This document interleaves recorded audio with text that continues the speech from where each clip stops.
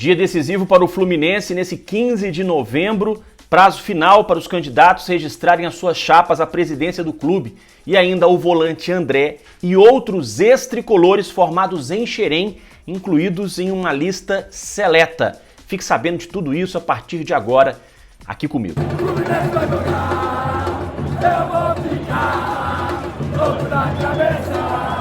Olá, seja bem-vindo mais uma vez, obrigado pela sua presença, esse é o Ligados no Flu, eu sou o Rodrigo Dias. Se você não é inscrito ainda, faça a sua inscrição, ative o sino para receber as notificações e deixe o seu like também para ajudar o nosso canal, vai ser muito importante. Vamos começar logo esse vídeo, sem enrolação, sem blá blá blá, porque hoje é um dia importante para as eleições do Fluminense. É o último dia, 15 de novembro, é o prazo final para os candidatos registrarem as suas chapas e concorrerem à presidência do Fluminense, eleição marcada para o próximo dia 26, portanto daqui a 11 dias vai ser decidido quem será o futuro presidente do Fluminense. Se Mário Bittencourt continua à frente do clube ou se outro nome vai assumir a direção do Fluminense. O Mário Bittencourt já registrou a candidatura dele, já fez a homologação da candidatura dele, por enquanto é o único concorrente.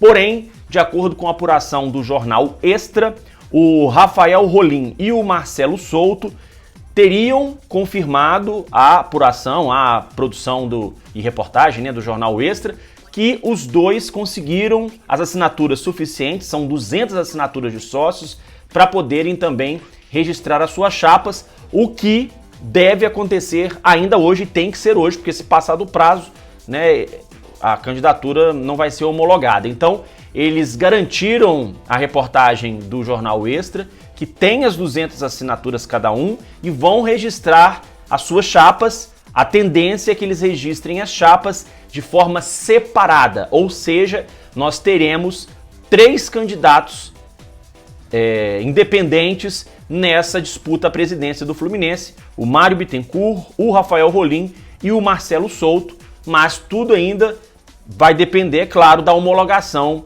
dessas outras 2 candidaturas. O Mário, como eu disse, já homologou, já registrou a sua chapa. Vamos aguardar aí até o final do dia para ver realmente quem é que vai concorrer à presidência do Fluminense. Vamos falar agora sobre 2 assuntos chatos, mas que a gente precisa falar porque acho que é importante a gente falar sobre esses assuntos.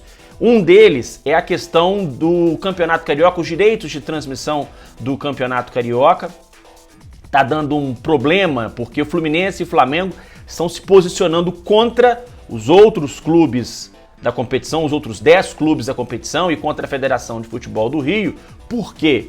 Porque a Federação de Futebol do Rio, ela decidiu mudar a empresa que vai fazer a comercialização dos direitos de transmissão, os direitos comerciais do Campeonato Carioca.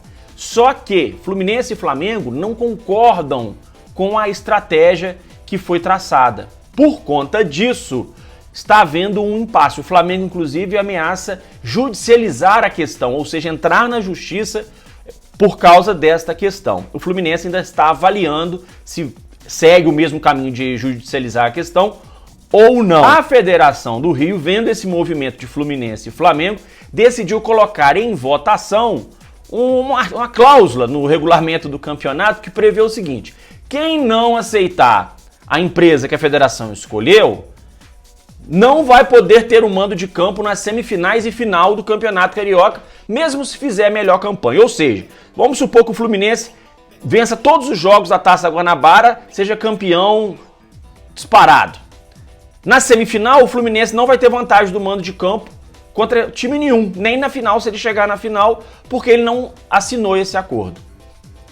Ou seja, é aquela mesma cláusula que tinha uns tempos atrás, que se o time colocasse em campo jogadores reservas, um time sub-23, se não usasse o time titular, ele não teria direito à cota de transmissão. Umas regras, umas cláusulas que o Campeonato Carioca já é deficitário. O Campeonato Carioca já não tem aquele apelo que tinha há 20 anos atrás. Os caras ainda criam umas regras, obrigam os clubes sabe? Mas foi em votação, 10-2. Tá, mas não era nem para ter votado, não era nem para ter criado uma cláusula dessa, gente. Ou seja, quer impor uma coisa. Não é assim. Não é assim que se faz. E aí tem um detalhe. Quando você fala, mas deixa jogar o jogo da volta, por exemplo, sem mando de campo, mas a questão do mando de campo ela é muito importante porque ela é uma questão que pode dar um peso maior para um time ou outro. Por quê? Porque no ano passado, pelo menos, os mandantes dos clássicos tinham direito a 80% da carga de ingresso nos jogos e o visitante 20%. Ou seja, se você termina... Vou voltar a dar o exemplo. Se o Fluminense termina a Taça Guanabara em primeiro lugar e vai pegar o quarto lugar, vou dar o exemplo aqui do Botafogo, o quarto lugar da Taça Guanabara na semifinal. Aí o Botafogo tem o mando de campo no jogo decisivo, o Botafogo no jogo que vai definir o classificado teria 80% de torcedor no seu estádio, o Fluminense 20%, sendo que o Fluminense fez melhor campanha. Então faz toda a diferença isso. Então, mais uma vez, o Campeonato Carioca nem começou e já tá essa confusão. Eu, se fosse Fluminense, colocava um time de juniores, botava o time sub-23. Aliás, o Fluminense já anunciou que vai disputar as primeiras rodadas do Campeonato Carioca com o time sub-23, tá? Só a informação que eu tenho para dar para vocês. Depois eu vou voltar fazendo um outro vídeo falando um pouco mais sobre o planejamento, mas essa é uma informação do GE de que o Fluminense deve jogar as primeiras rodadas do Campeonato Carioca com uma equipe alternativa. Outro assunto chato, mas que a gente precisa tratar aqui, é a questão da criação da Liga Brasileira, né? Nós temos hoje dois grupos, a Liga Forte Futebol, com 25 clubes, onde está o Fluminense. O Fluminense é um dos criadores dessa liga. E temos a Libra, que é o outro grupo onde está o Flamengo, onde está o Botafogo, onde está o Vasco, Cruzeiro, os times de São Paulo. E aí o que acontece? O pessoal, os integrantes, né, da Liga Forte Futebol, que é onde o Fluminense está, essa liga ela se posicionou de forma contrária, emitiu uma nota se colocando contrária a um acordo que foi feito pela Libra com um fundo de investimentos dos Emirados Árabes, um acordo bilionário de exclusividade e tal. Esse acordo tinha sido fechado há alguns dias e agora a Liga Forte Futebol se posiciona contrária e anuncia que analisa outras propostas. Ou seja, o impasse continua. Eu vejo com muito pessimismo a criação de uma liga unificada e que agrade a todos. Então a gente tem que aguardar, mas o impasse continua e essa liga brasileira aí, né, que estão tentando criar desde o início do ano, parece cada vez mais distante. Eu não estou conseguindo enxergar assim, né, os dirigentes dos clubes chegando a um consenso. Mas também não tem nenhuma novidade nisso não, porque o futebol brasileiro, né, cada um defende o seu e o torcedor é que fica aí acompanhando essa confusão toda.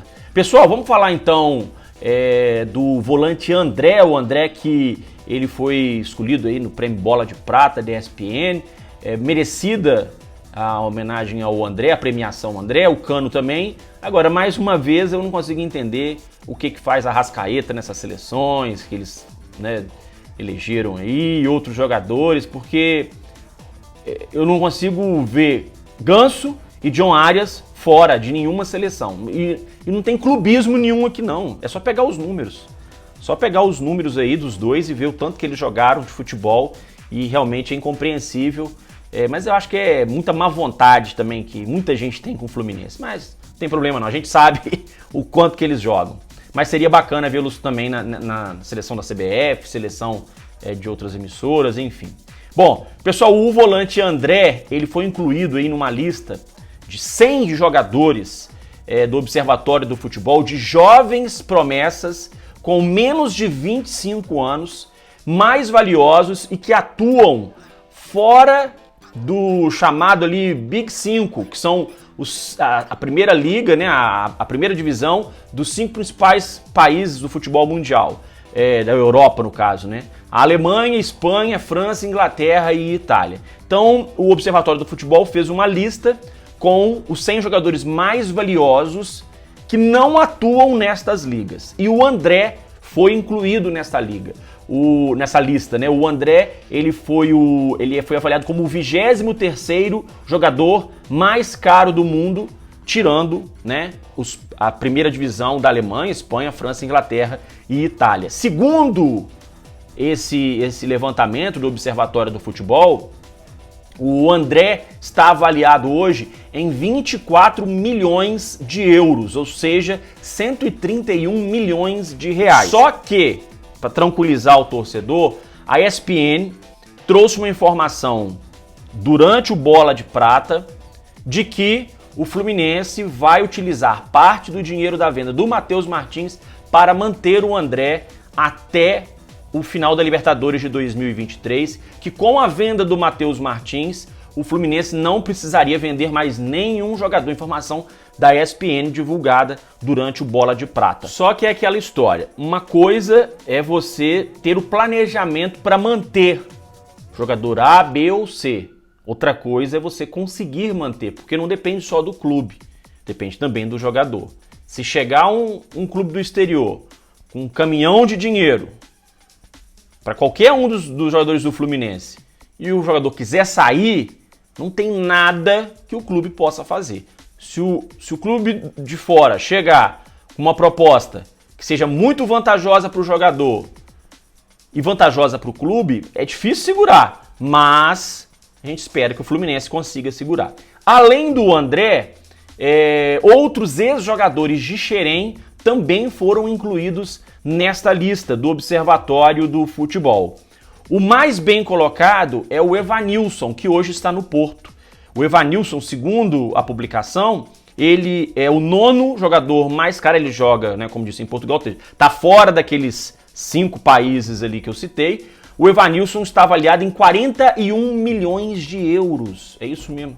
Saiu do Fluminense praticamente de graça e hoje está avaliado em 41 milhões de euros, mais de 260 milhões de reais. E outro jogador na lista, formado em Xerém, é o João Pedro, que hoje está no Watford. Ele segundo a publicação, é o 21º jogador mais caro. E aí muita gente vai dizer, mas o Watford é da Inglaterra. Mas a lista de jogadores da primeira divisão, o Watford está na segunda divisão do futebol inglês e ele valeria hoje 26 milhões de euros, muito mais do que o valor que o Fluminense recebeu quando vendeu ele na administração passada. É bom que a gente, né, deixe isso bem claro. Tá certo, pessoal? Olha, muito obrigado pela sua presença mais uma vez. Ainda hoje eu volto com outras notícias do Fluminense. Um grande abraço, saudações tricolores.